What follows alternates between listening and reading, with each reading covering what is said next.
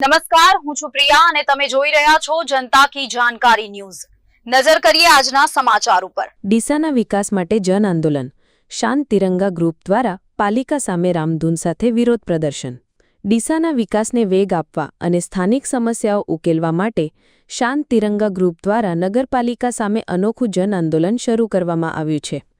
આ આંદોલનનો પ્રારંભ આજે રામધૂન સાથે કરવામાં આવ્યો હતો, જેનો મુખ્ય હેતુ સત્તાવાળાઓનું ધ્યાન વિવિધ ગંભીર મુદ્દાઓ તરફ દોરવાનો છે।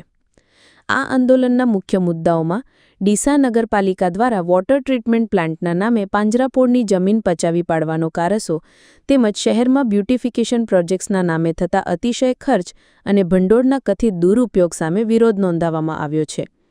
આ ઉપરાંત ગેરકાયદેસર કતલખાના બંધ કરવા, આ ઉપરાંત રોડ ઉપર રખડતા પશુ બાબતે પણ પાલિકા કોઈ કાર્યવાહી કરતી નથી તે બાબતે પણ આક્રોશ વ્યક્ત કરાયો હતો।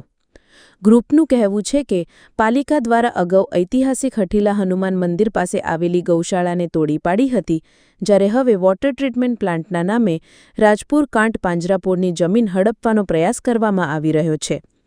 શાંત તિરંગા ગ્રુપ દ્વારા શરૂ કરાયેલા આ આંદોલનને સ્થાનિક લોકોનો સારો પ્રતિસાદ મળી રહ્યો છે।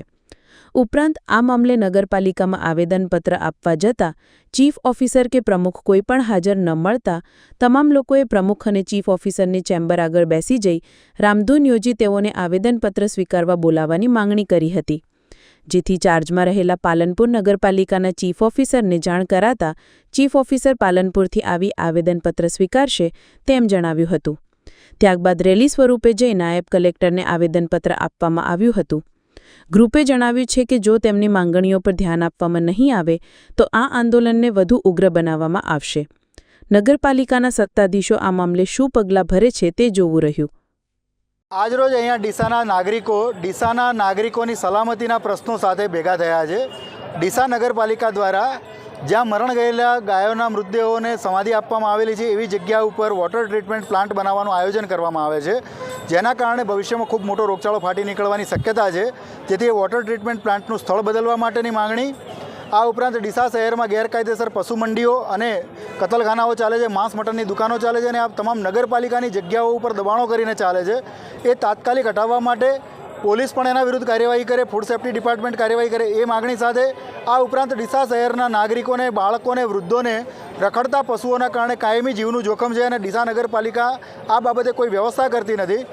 આ બાબત અબોલ જીવો માટે પણ જોખમકારક છે અને નાગરિકો માટે પણ જોખમકારક છે, તો આ પ્રશ્નનું નિરાકરણ કાયમી નગરપાલિકા લાવે। હમણાં જ તાજેતરમાં એક ગૌમાતા નગરપાલિકાએ 2 દિવસ સુધી ટ્રેક્ટર ટ્રોલીમાં બાંધી રાખી, એના કારણે મરણ ગયેલી। આવા કોઈ નવા પ્રશ્નો ઊભા ના થાય।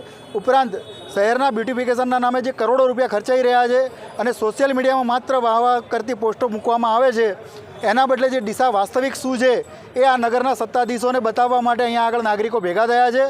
અને જો આ નાગરિકોની સાચી વાતને સાંભળી અને આ સત્તાધીશો નહીં જાગે